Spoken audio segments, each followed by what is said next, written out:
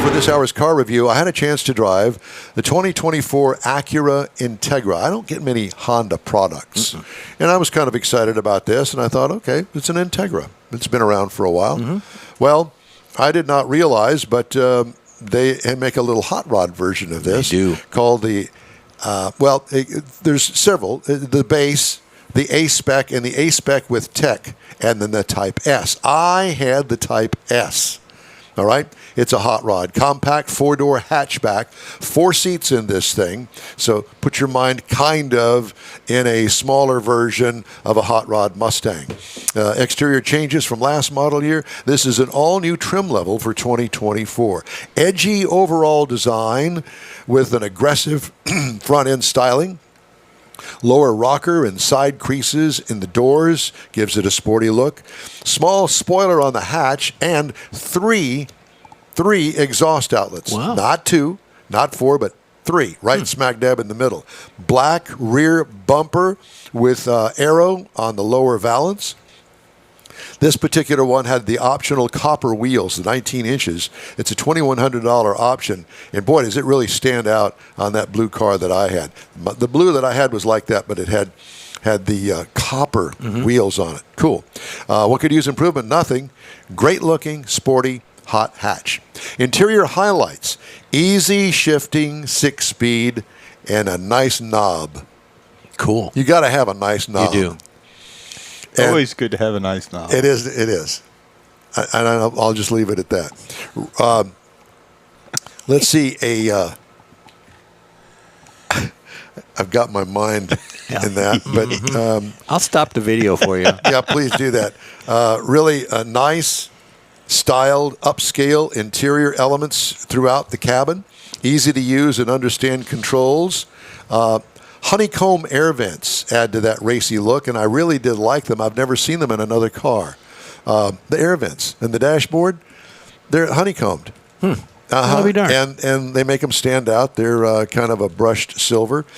Cargo trunk room, 24.3 cubic feet. So the storage area back there behind the back seat kills it. Then you fold down the back seat and makes it really big. What I liked about it, lots of storage cubbies throughout the cabin. I did like that folding second rear seat. It's got a smallish, a 9-inch infotainment screen, but it kind of fits the smallish interior because it is. It's a small car. 2-liter turbocharged 4-cylinder with, drum roll please, 320 horsepower. Whoa. 320.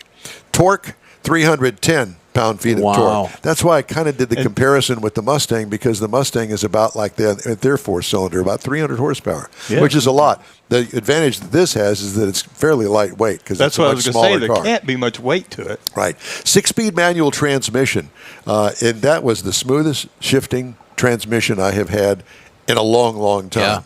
21 miles per gallon city is what it's rated. 28 miles on the highway for a combined of 24. I got 25.7 miles per gallon over 356 miles. What I liked about it, the balance of power, performance, and comfort. Nothing could use improvement. I think that this is a hit. Now, the base price, the base trim price is $52,995. It's not cheap.